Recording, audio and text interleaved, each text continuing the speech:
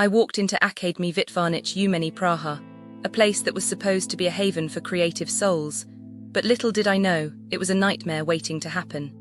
As I strolled through the halls, I felt a sense of unease, like a dark cloud was hovering over me, casting a shadow on my dreams. The atmosphere was stifling, suffocating even. It was like they took all the passion and creativity and sucked the life out of it, leaving behind a dull, grey mist that clung to every surface. I felt like I was trapped in a never-ending cycle of boredom, where the only thing that seemed to thrive was the dust gathering on the outdated equipment. The professors, oh the professors.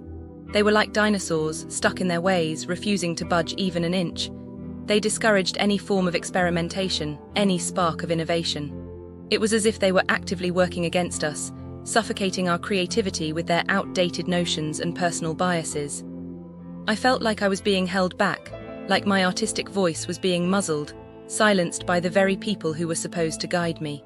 And then there was the administration, a bureaucratic nightmare that seemed to delight in making our lives miserable. Simple questions were met with shrugged shoulders and sidelong glances. It was like they were speaking a different language, one that only they could understand. I felt like I was drowning in a sea of red tape, suffocating under the weight of their ineptitude. The facilities, oh the facilities. They were like a relic from the past, a museum of outdated equipment and crumbling infrastructure. It was like they expected us to perform miracles with the bare minimum of resources. I felt like I was being shortchanged, like my education was being compromised by their refusal to invest in the basics. And don't even get me started on the language barrier. As an international student, I was already struggling to adjust to a new environment, but the lack of clear instruction and support made it feel like I was being abandoned, left to fend for myself in a foreign land. I felt like I was lost, adrift in a sea of uncertainty with no lifeline in sight. The grading system, oh the grading system. It was like a game of roulette where the outcome was always uncertain, always subjective. I felt like my fate was being decided by the whims of my professors, like my hard work and dedication meant nothing. It was like they were playing God, holding my future in their hands like a fragile, delicate vase. And the city, oh the city. It was like a constant reminder of my financial struggles, a constant drain on my resources. I felt like I was living on the edge, always precarious, always teetering on the brink of disaster. I was like a leaf blown by the wind, helpless and adrift. As I look back, I realize that Akademie výtvarných umění Praha was a toxic environment, a place where creativity went to die. It was like they took all the beauty and passion out of art, leaving behind a hollow shell, a mere husk of what could have been. I felt like I was trapped in a never-ending cycle of despair, with no escape in sight. But I will not be silenced, I will not be defeated. I will rise up, I will speak out, I will expose the truth.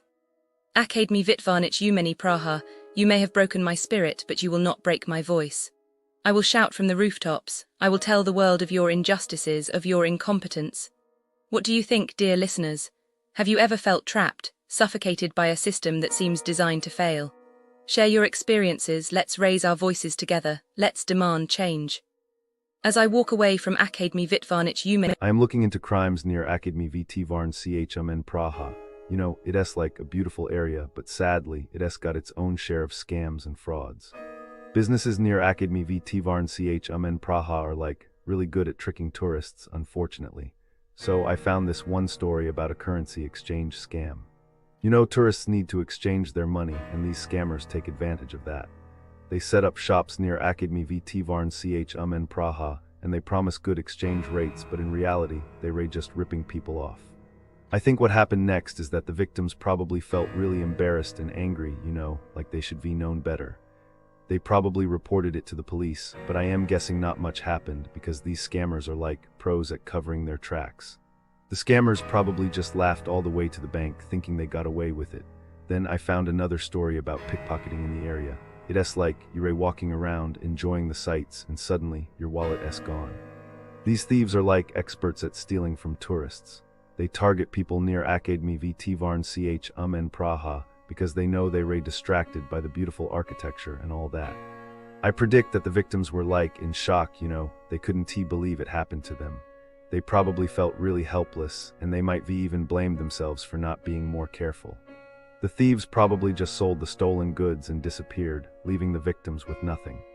You know, it's just so sad because Akademie výtvarných in Praha is like this beautiful place, and it's being ruined by these scammers and thieves. I just wish people could be more honest and kind, you know. It's not that hard, but I guess when there's money involved, people can get really selfish and cruel.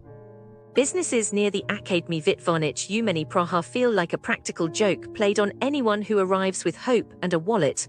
I will tell you what they are like, and then I will tell you why my heart now keeps a small funeral for every coin I once considered spending there. Imagine a shopping palace that greets you with the warmth of a tax auditor on deadline day. That is Palladium Prague. The moment you ask a simple question, how much more must I buy to get my VAT back, the staff look at you as if you just asked them to donate a kidney. Their eyes say go away, their mouths say nothing, and the tax refund queue moves slower than a snail in wet cement. One visitor waited 20 minutes and watched a single human finish their paperwork. The rest of the line aged like fruit. Inside, the toilets hide behind turnstiles that demand coins like a grumpy troll under a bridge. Mothers balance toddlers on hips, while fishing for crowns, the fathers mutter words children should never learn. 2 restrooms for 4 floors of shops, mathematics only a landlord could love. When you finally squeeze in, the air is thick with the perfume of no ventilation, and the floor sticks to your shoes like guilt. Palladium is the region's welcome mat, but the mat is upside down and covered in thumbtacks. Walk 3 streets toward the river and you will find cafes that promise art in the name and art on the walls, yet serve disappointment in the cup. Art and Coffee is the perfect example, a place where 25 minutes is still too fast for one cappuccino. The barista disappears behind the machine like a magician who forgot the second half of the trick. When the drink never arrives and you politely ask for your money back, they return only part of it, as if the missing coins paid rent for the time you spent breathing their air. On other tables, iced coffees arrive one at a time, drip-feeding caffeine to a group that came together and now leaves in single file. The cloth used to wipe the cups looks like it once mopped a garage floor. Hygiene hides in the corner, trembling. During evening talks, the staff clatter dishes on purpose, perhaps afraid the audience might actually hear the speaker and learn something. The owner, locals whisper, scolds the Ukrainian waitress in front of everyone, turning latte art into a public shaming ritual. You sip your tea and discover it is the wrong color, the wrong leaf, the wrong life. But do not complain, the waitress will advise you to simply steep it less, as if time itself were the problem. When night falls, the beat moves underground, and Futch too pretends to be a techno temple. Instead, it is a warehouse where the doorkeeper judges your soul by your haircut. Foreigners stand in line for an hour only to be told, without explanation, that tonight is not their night.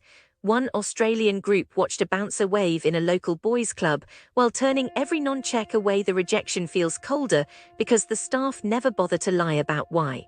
Inside, the air is so still you could butter it, the toilet so foul you consider biology a mistake. Security guards touch first and speak later, training learned from nowhere reputable. If someone spikes your drink, the management will shrug, because consent politics are printed on the website but not in the staff handbook. At 5 a.m. they will kick you out mid-song because a new party has paid for the space, and if you dare ask for the deposit on the plastic cup, they will request a chip you were never given. The club's idea of intimacy policy is nothing that looks fun, which turns a rave into a school dance with strobe lights. Even the boutiques peddle quiet scams. Via concept store sells